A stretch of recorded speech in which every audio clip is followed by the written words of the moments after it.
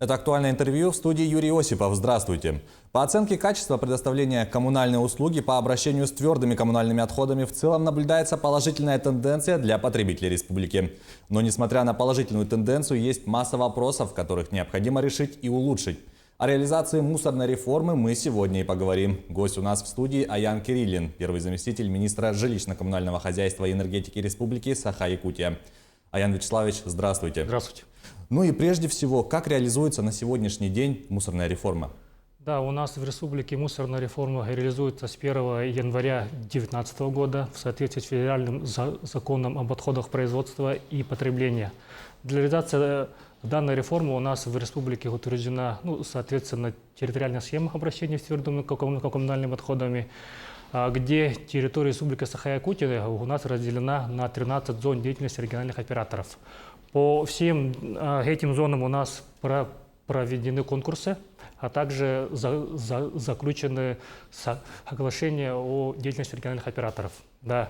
Мы действительно каждый год это проводим опросы, и по последним опросам у нас наблюдается положительная динамика, но при этом ввиду того, что у нас в республике очень много труднодоступных населенных пунктов, у нас охват населения составляет всего 71%.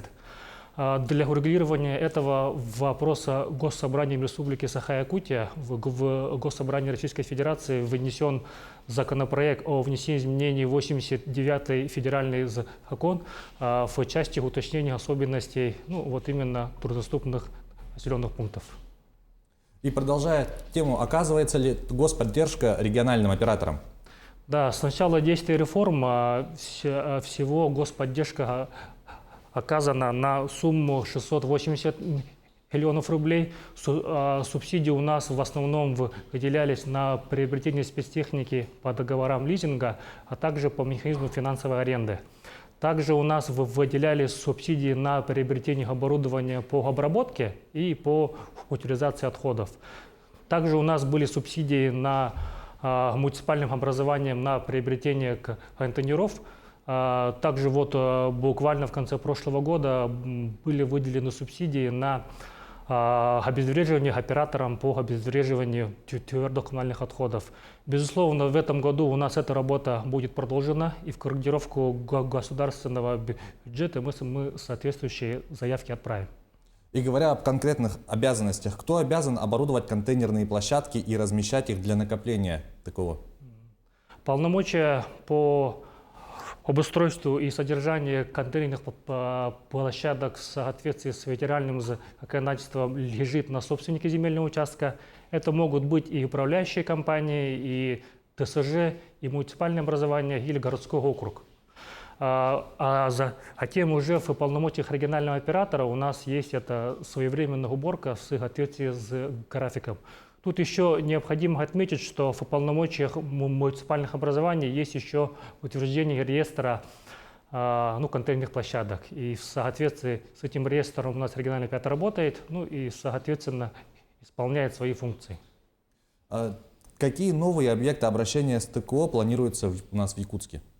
Да, у нас в городе Якутске есть самый наш крупный объект. Это полигон размещения твердых коммунальных отходов в городе Якутске на 27-м километре Вилюйского тракта. Этот объект у нас реализуется по региональной программе «Комплексная система обращения с твердыми коммунальными отходами» национального проекта «Экология».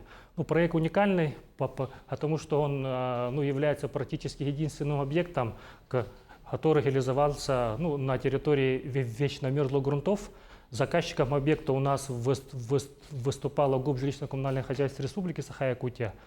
Финансирование у нас осуществлялось за счет государственного бюджета республики, а также заемных средств ГУП ЖКХ.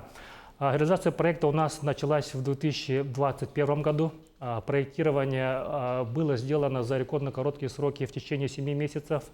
Была проведена государственная экологическая экспертиза, а также главгосэкспертиза России, так как это уникальный объект. И тут хочется поблагодарить коллектив Института мерзлотоведения СОРАН Российской Федерации.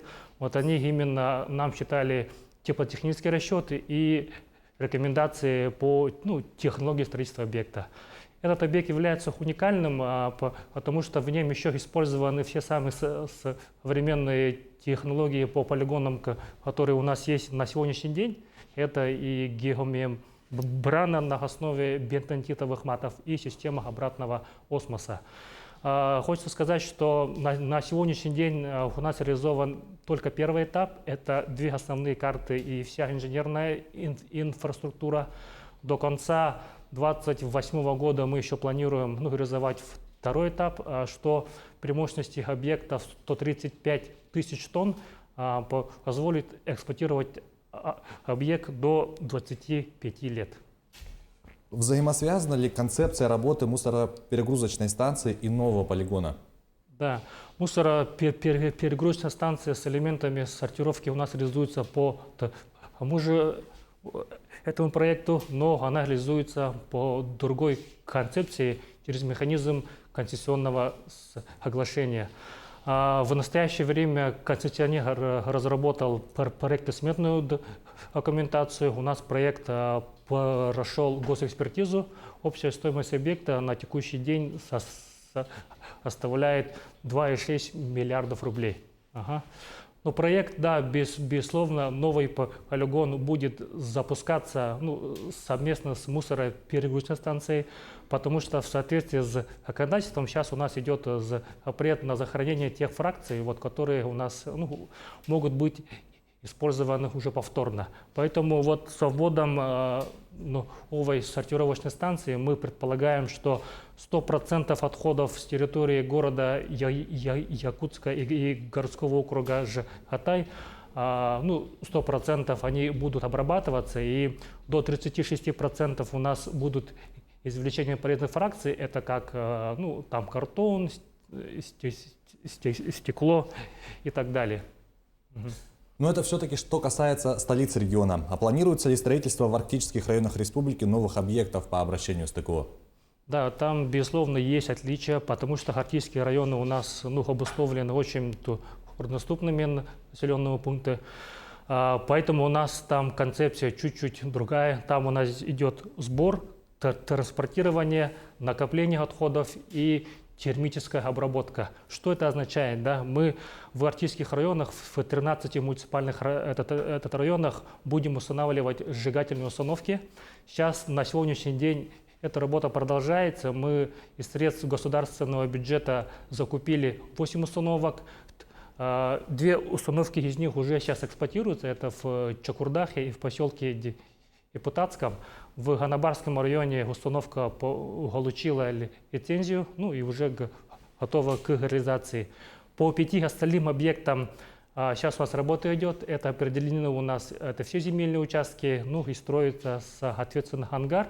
И с середины года планируем уже перейти к оформлению правоустанавливающих всех документов. И говоря в общем, какие объекты планируются к строительству в муниципальных районах? Да, при формировании территориальной схемы мы руководствовались указами президента, где сказано, что к 2030 году мы должны обеспечить 100% обработку всех отходов и сделать максимальную выборку по вторичному сырью. Для достижения этой цели в территориальной схеме у нас до 2030 года планируется строительство 220 пунктов временного накопления отходов, около 24 пунктов обработки, 18 пунктов обезвреживания отходов и 13 пунктов размещения отходов. Это так называемые полигоны. Но мы считаем, что мы эту работу проводим поэтапно. Это первый этап, у нас идет полигон города Якутска, так как здесь образуется там более 50% отходов. А вторым этапом мы строим мусороперегрузочную станцию. А третьим этапом мы уже определили для себя стратегические цели. Это 10 объектов обработки и размещения, и плюс еще 8 объектов обезвреживания, которые я сказал раньше.